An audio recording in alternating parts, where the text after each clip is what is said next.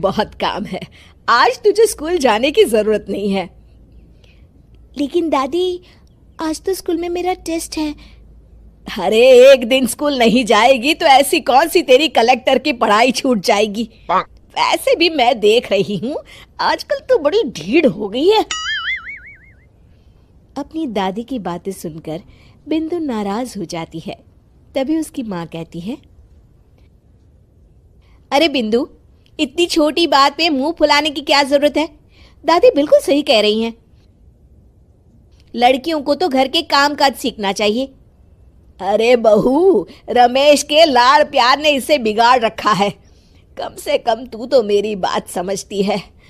अच्छा, मेरी पूजा का समय हो गया है, मैं पूजा करने जा रही हूँ। इतना कहकर रमेश की माँ वहां से चली जाती है। इस तरह बिंदु की दादी और माँ दोनों अक्सर उसे घर के कामों में ही उलझा कर रखते थे। कुछ दिनों के बाद राजू और बिंदु के 10वीं के रिजल्ट्स आते हैं। दोनों बच्चे दादी को अपना अपना रिपोर्ट कार्ड दिखाते हैं। शाबाश मेरे लाल, तू तो बड़े अच्छे नंबरों से पास हुआ है। तभी बिंदु कहती है, दादी, मैं भी अच्छे नंबरों से पास हुई हूँ। रमेश की माँ बिंदु को अनदेखा करते हुए कहती है, हाँ हाँ ठीक है, अभी यहाँ खड़ी क्या कर रही है, सुन लिया मैंने। जाकर मेरे लिए चाय बना कर लिया। बिंदु उदास होकर चाय बनाने किचन में चली जाती है। तभी राजू कहता है,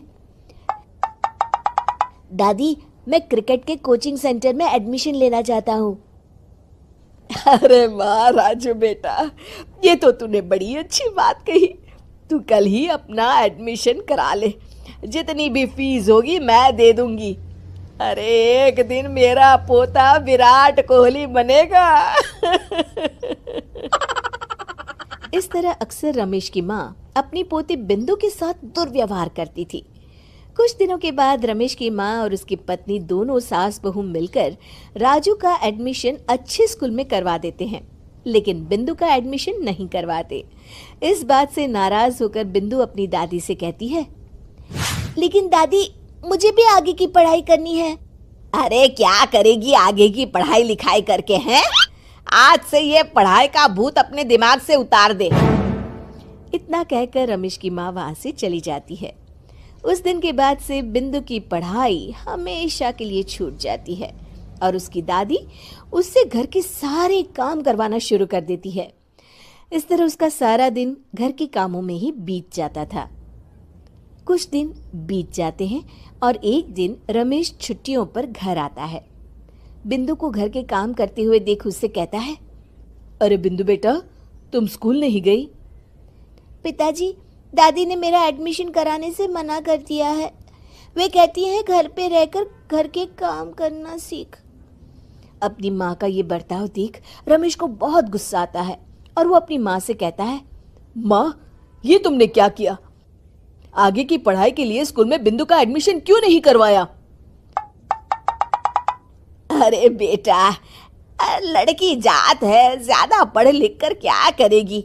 वैसे भी शादी के बाद तो इसे घर के ही काम करने हैं ना। तुम किस जमाने में जी रही हो माँ? अगर कल्पना चावला के घर वाले भी तुम्हारी सोच के होते तो क्या वो पूरी दुनिया में हिंदुस्तान का नाम रोशन कर पाती? इसका स्कूल छुड़वाकर तुम इसका भविष्य बर्बाद कर रही हो, लेकिन मेरे रहते ऐसा नहीं होगा। बिंदु बेटा, कल ही तुम्हारा एक अच्छे स्कूल में एडमिशन करा दूंगा। तुम जितना चाहे उतना पढ़ो। मेरे होते हुए तुम्हें किसी बात की चिंता करने की जरूरत नहीं है।